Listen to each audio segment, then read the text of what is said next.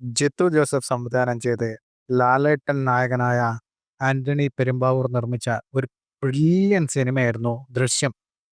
ദൃശ്യത്തിന്റെ series തന്നെ ഇപ്പോൾ ഇറങ്ങിക്കൊണ്ടിരിക്കുകയാണ്. ദൃശ്യം 2 റിലീസായി. കൊറോണ സമയത്തായിരുന്നു ദൃശ്യം 2 റിലീസായത്. ആ സമയത്ത് തന്നെ ദൃശ്യം 3ക്ക് വേണ്ടിയിട്ടുള്ള ആരാധകരുടെ മുറവിളി ഉണ്ടായിരുന്നു.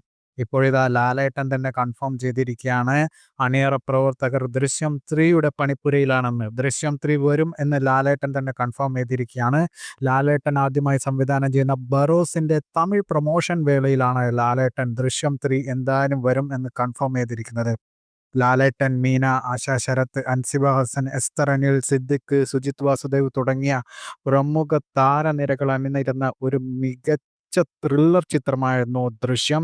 അതിൻ്റെ സെക്കൻഡ് പാർട്ടായ ദൃശ്യം 2വും ഗംഭീര ത്രില്ലറായിരുന്നു. തിയേറ്ററുകൾ റിലീസ് ചെയ്തില്ല എന്ന് പറഞ്ഞിട്ട് വൻ മുറവിളിയായിരുന്നു. കാരണം കൊറോണ സമയത്തായതുകൊണ്ട് എപ്പോൾ തിയേറ്റർ തുറക്കും എന്നറിയാത്തൊരവസ്ഥയിലായതുകൊണ്ട് തന്നെയായിരുന്നു ചിത്രം OTTയിൽ റിലീസ് ചെയ്തത്. OTTയിൽ ഗംഭീര അഭിപ്രായം നേടിയ ചിത്രമായിരുന്നു ദൃശ്യം. പല ഭാഷകളിലടക്കം റീമേക്ക് നേടിയ ചിത്രവും കൂടിയായിരുന്നു. എല്ലാ ഭാഷകളിലും റീമേക്ക് നേടിയ എല്ലാ ഭാഷകളിലും വമ്പൻ വിജയമായ ചിത്രവും കൂടിയായിരുന്നു ദൃശ്യം. എന്തായാലും ദൃശ്യത്തിൻ്റെ 3ാം ഭാഗം വരുന്നു എന്ന് ലാലേട്ടൻ തന്നെ കൺഫേം ചെയ്ത സ്ഥിതിക്ക് ആരാധകർ അക്ഷമരായി കാത്തിരിക്കും എന്നുള്ള കാര്യത്തിൽ യാതൊരുവിധ സംശയവുമില്ല.